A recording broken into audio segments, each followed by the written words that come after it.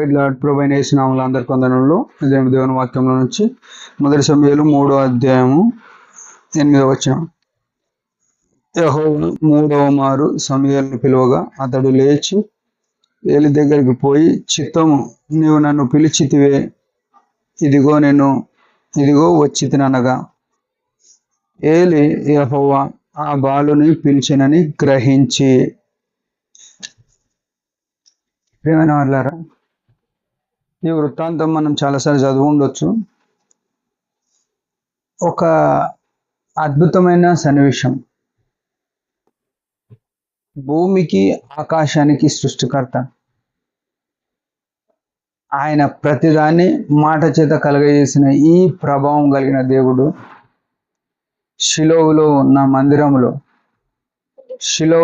మందిరంలో ఏం చేస్తున్నాడు? దేవుని సంఘం నడుస్తూ ఉంది. సంఘములో ఏలి యాజకత్వం చేస్తున్నాడు. యాజకుడు అనే మాట ఏం చూపిస్తుందో మనకు తెలుసు. మనం కూడా దేవుని సంఘంలో యేసు రక్తంతో కడగబడి రాజులైన యాజక గుంపుగా చేయబడిన వారం. యాజకుడు దేవునికి ప్రజలకు మధ్యవర్తిత్వం చేసే ఈ యాజకుడు ఏం చేస్తున్నాడు? దేవునికి ఇష్టమైన ప్రవర్తన, దేవుడు కోరుకునే ప్రవర్తన ఏలి కుటుంబంలో లేదు. ఏలి కుమారులు దుర్మార్గులుగా దేవుని దృష్టిలో ఉంది. ఏలి కూడా వారి కుమారులను గద్దించట్లేదు అని దేవుడు బాధపడ్డాడు. నాకు ఎప్పటికీ యాజకులుగా ఉంటారనుకున్న నీవు నీ కుమారులు కానీ ఇప్పుడు కేవలం వ్యతిరేకంగా ఉన్నారు అని దేవుడు గద్దిస్తూ వచ్చినాడు. అలాంటి తరుణంలో బాలుడైన సమూయేలు, ఎంతో స్పష్టంగా బైబిల్ రాసింది. బాలుడు అంటే ఒక 12 సంవత్సరాలు ఉన్నాడో 15 సంవత్సరాలు ఉన్నాడో, ఇంకా యవనస్తుడుగా లేడు. బాలుడు. ఆ బాలునికి దేవుని యొక్క స్వరము ప్రత్యక్షమైంది. ఒక అద్భుతమైన దృశ్యం ఇది. ఎంతమందికి భాగ్యం ఉంటుంది ఆయన స్వరం వినేది, దాని ప్రకారం బోధించేది, దాని ప్రకారం నడుచుకునేది. ఎంతో శ్రేష్టమైన భాగ్యం ఇది. బాలుడు యెహోవా పిలుపు వింటూ వచ్చినాడు. సమూయేలు అని పిలిస్తే ఏలి దగ్గరికి పోయినాడు. సమూయేలుని పిలిస్తే ఏలి దగ్గరికి పోయినాడు. మూడోసారి ఈయనట్నే పోయినాడు. మూడోసారి ప్రత్యక్షమైనప్పుడు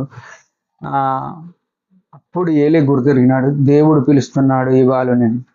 అంటే ఈ మాట ఏం చూపిస్తుందంటే, దేవుని యొక్క స్వరం ఏదో ఎరగని ఈ బాలుని దేవుడు ఏర్పాటు చేసుకున్నాడు. ప్రియమైన వాళ్ళ, మనము కూడా దేవుని యొక్క ఔన్నత్యం ఎరగలేము. ఆయన శిలువ కార్యము మనకు అర్థం కాదు. ఆయన శాశ్వత ప్రేమ మనకు అర్థం కాదు.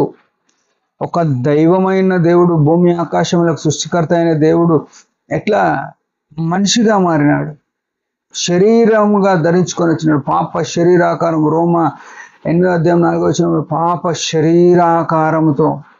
చూడండి, గలతీ పత్రికలు చూస్తే శాపగ్రాయిగా. ఎంత విచిత్రం కదా! ఒక దైవము, ఒక వెలుగు, ఆకాశములు పట్టజాలని ఈ ప్రభావం కలిగిన ప్రభువు ఒక పాప శరీరం ధరించుకొని నీ కొరకు నాకు సిలువకు అప్పగించబడడానికి వచ్చినాడు. అది ఆయన ప్రేమ. ఇట్లనే ఈ సమూయేలు కూడా ఆ దేవుని స్వరము ఎరగకపోతే ఏలి తర్వాత చెప్పినాడు, తర్వాత గుర్తెరిగినాడు, దేవుని స్వరము వింటూ వచ్చినాడు. అప్పటి నుండి తన జీవితం అంతా కూడా దాను మొదలుకొని బెర్షెబా వరకు ప్రవక్తగా స్థిరపడిన, ఇశ్రాయేలుకు ప్రవక్తగా, యాజకునిగా, న్యాయాధిపతిగా అన్ని పనులు, రాజులను అభిషేకించిన వాడు. ఇశ్రాయేలు మొదటి రాజును సౌలును అభిషేకించినాడు. ఎంత ఘనమైన స్థితిలోనికి వచ్చినాడు. ప్రియమైన వాళ్ళారా, ఇది ఏం చూపిస్తుందంటే, దేవుని స్వరము వినడానికి మనము దేవునికి నచ్చినట్టు ఉండాలి. మొదట అన్న నేర్పిన విద్య, నేర్పిన బోధ, నేర్పిన క్రమములో సమూయేలు ఉన్నాడు కాబట్టి దేవుని స్వరం విన్నాడు. మన పిల్లలకు మనం క్రమం నేర్పాలి, దేవుని స్వరం వినేది నేర్పాలి. దేవుని స్వరం విన్న కారణాన ఎంతో అద్భుతమైన పరిచర్య చేసినాడు. ఆ దేవుని ప్రేమ గొప్పది. మన పట్ల కూడా ఆయన ప్రేమను వెల్లడిపరిచి ఈ లోకానికి వచ్చి చనిపోయి మృత్యుంజయుడిగా లేచినాడు. మనల్ని ఆ పరలోకం తీసుకుపోవడం. ఈ విషయాలు మనం గుర్తుపెట్టుకోవాలి. సమూయేలు పట్ల చూపించిన ప్రేమనే మన పట్ల కూడా చూపించినాడు. మనకేం తక్కువ చేయలే. ఈ దినములంతమందు కుమారుని ద్వారా మనతో మాట్లాడను అని హెబ్రీ గ్రంథకర్త మరొకసారి చెప్తున్నాడు. అది గుర్తుపెట్టుకొని దేవుని మహిమ కొరకు దేవుని చిత్తంలో మాత్రమే కొనసాగుదాం. దేవుడి మాట దించిన చిన్న ప్రార్థన. పరమ తండ్రి, యేసు ప్రభు నామములో ఉన్నాను లేక ఇచ్చిన స్తోత్రం.